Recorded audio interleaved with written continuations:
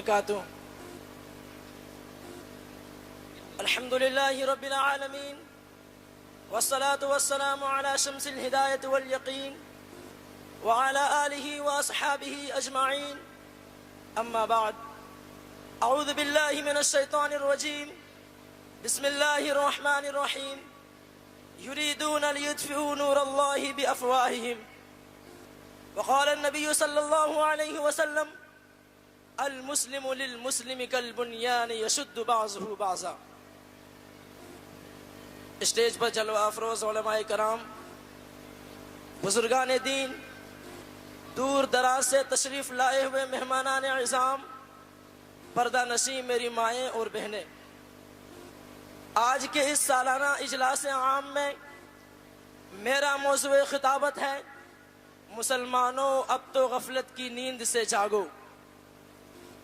آج ہم جس دور سے گزر رہے ہیں یہ وہ دور ہے جو حق و اہل حق کے لیے نہایت ہی پرخطر و پریشان کن ہے. اللہ کی اس سرزمین پر بندگان الہ کے خلاف پرستان باطل متحد ہو چکے ہیں اور مسلمانوں کو اس صفحے ہستی سے مٹانے اور یریدون لیطفئوا نور اللہ بافواہہم کے مصداق شمع ہدایت کو گل کرنے اور تاریکی کفر کو پھیلانے کے خاطر یہ طاغوت کے پجاری تمام حرب و ہتھیار سے مسلح ہو کر صف آرائی کر چکے ہیں.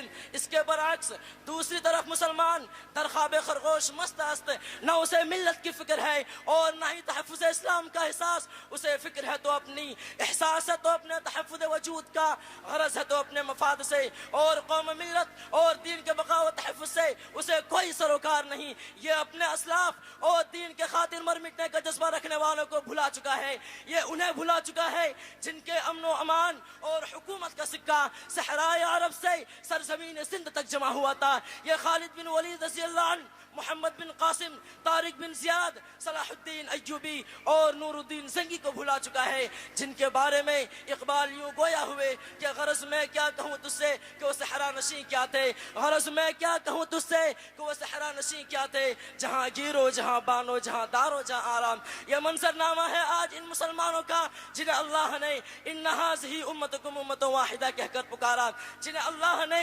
واعتصموا بحبل اللہ جميعا ولا تفرقوا کا درس دیا تھا. ان مسلمانوں کا جنہیں اللہ نے وانتم الاعلون ان کنتم مؤمنین کی بشارت دی تھی، جن کی صفوں کو رب کائنات نے کانہم بنیان مرصوص قرار دیا تھا، جنہیں اللہ نے خیر امت کے لقب سے نوازا تھا.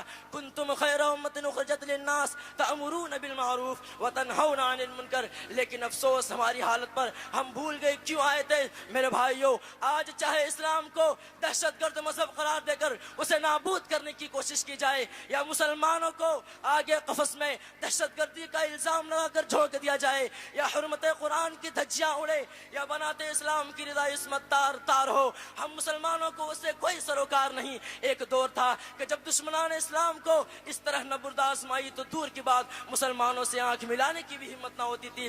یہ اس وجہ سے کہ وہ جو ہمارے اسلاف تھے وہ المسلم للمسلم کالبنیان یشد بعضہ بعضا کی ایک زندہ جاوید مثال تھے. اور آج خود ہی پر اپنی ستم شریفی یہ ہے کہ یہاں کسی کو کیا غرض جلے ہیں کتنے آشیاں، یہاں کسی کو کیا غرض جلے ہیں کتنے آشیاں، گری ہیں کتنی بجلیاں، اٹھی ہیں کتنی آندھیاں. اور ملت اسلام کے پاس بانو، اب ذرا غفلت کی نیند سے جاگو اور دیکھو کہ تمہارے اس ہندوستان میں تمہارے ساتھ کیا کیا ہو رہا ہے. جس کی عصمت کے خاطر تم نے اپنے سر کٹوائے، جس کی حفاظت کے خاطر تم نے سولی پر چڑھنا گوارا کیا تھا، جس کو پاک کرنے کے لیے تم نے اپنا لہو بہا دیا، جس کی آزادی کے خاطر تمہارے اسلاف مر مٹنے کے لیے تیار ہو گئے تھے، آج اسی ہندوستان میں تمہیں دہشت گرد قرار دے کر تمہارے نوجوانوں کو گرفتار کیا جا رہا ہے.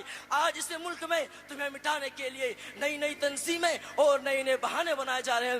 کبھی تمہارے غریبوں کو دولت کی لالچ دے کر تبدیلی دین پر ابھارا جاتا ہے، کبھی تمہارے سامنے مسجدوں کو برباد کیا جا رہا ہے، تو کبھی تمہیں خوف زدہ کرنے کے لیے تمہارے ساتھ خون و آتش کی ہولی کھیلی جا رہی ہے. گجرات میں، مظفر نگر میں، مراد آباد میں، آسام میں، بھوپال بھوپال میں تو کبھی ممبئی میں، اور تمہیں دنگے فساد کا شکار بنایا جا رہا ہے۔ یہ ساری داستانیں ایسی ہی دلسوز ہیں کہ ٹپک اے شمع آنسو بن کے پروانے کی آنکھوں سے، ٹپک اے شمع آنسو بن کے پروانے کی آنکھوں سے، سراپا درد ہوں میں، حسرت بھری ہے داستان میری۔ او خواب غفلت میں پڑے ہوئے مسلمانوں، اگر تم اتنا سب کچھ ہونے کے بعد بھی نہ جاگے، عیش و عشرت میں ایسا مگن کہ تمہیں پیٹھ میں خنجر کا احساس تک نہ ہوا، تو یاد رکھو یکے بعد دیگرے تمہاری نسلیں اسی درندگی کا شکار ہو کر ختم ہوتی چلی جائیں گی۔ تمہارے مائیں بے اولاد، تمہاری بیویاں بیوہ، اور تمہارے بچے یتیم ہو جائیں گے۔ ذلت و رسوائی تمہارا مقدر بن جائے گی۔ کل تک تم غالب تھے، آج مغلوب ہو، اور اگر تمہارا یہی طریقہ کار رہا تو وہ دن بھی دور نہیں کہ تم غلاموں اور لونڈیوں کی طرح آگے جاؤ گے، اور تمہارا کوئی پرسانی حال نہ ہوگا۔ تمہاری عزت و عصمت خاک آلود ہو جائے گی، تمہاری شان و شوکت کی ہوائیں اکھڑ جائیں گی، اور تم مثل برف پگھل پگھل کر نیست نابود ہو جاؤ گے۔ بقول شاعر، نہ مانو گے تو مٹ جاؤ گے ہندی مسلمانوں، نہ مانو گے تو مٹ جاؤ گے ہندی مسلمانوں، تمہاری داستان تک بھی نہ ہوگی داستانوں میں۔ او ملت اسلام کے شیر دل نوجوانوں، اٹھو اور بتلا دو ان طاغوت کے پجاریوں کو کہ ہم کو مٹانا آسان نہیں ہے۔ توحید کی امانت اب بھی ہمارے سینوں میں محفوظ ہے، توحید کی امانت سینوں میں ہے ہمارے، توحید کی امانت سینوں میں ہے ہمارے، آسان نہیں مٹانا نام و نشاں ہمارا۔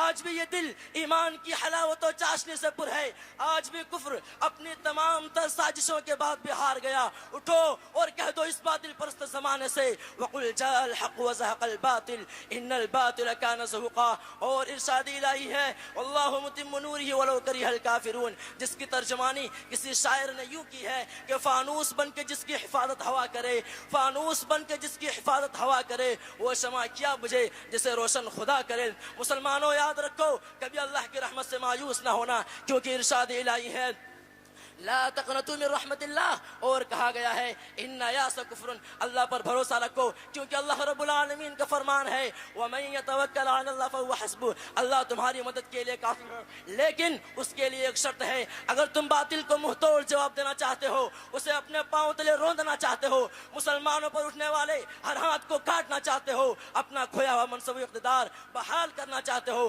اپنے ہر کافر حربی دشمن کو یہ کہنا چاہتے ہو کہ ادھر آشکاری ہنر آزمائے، ادھر آشکاری ہنر آزمائے تو تیر آزما، ہم جگر آزمائے تو تمہیں اللہ کی شرط پر عمل کرنا ہوگا۔ واعتصموا بحبل اللہ جميعا ولا تفرقوا، اور فرمان نبی صلی اللہ علیہ وسلم ترکت فیکم امرین لن تضلوا ما تمسکتم بہما، کتاب اللہ و سنتی کو لازم پکڑنا ہوگا۔ اللہ تعالی ہم تمام مسلمانوں کو اتحاد و اتفاق کی لڑی میں پیرو دے، آمین۔ تقبل یا رب العالمین، والسلام علیکم ورحمۃ اللہ وبرکاتہ۔ ان کی تقریر سے خوش ہو کر بعد آپ نے انعام دیا ہے، یا آئیں اپنا نام لے جائیں۔ طلبہ کی لسٹ یہاں پر ختم ہو گئی ہے۔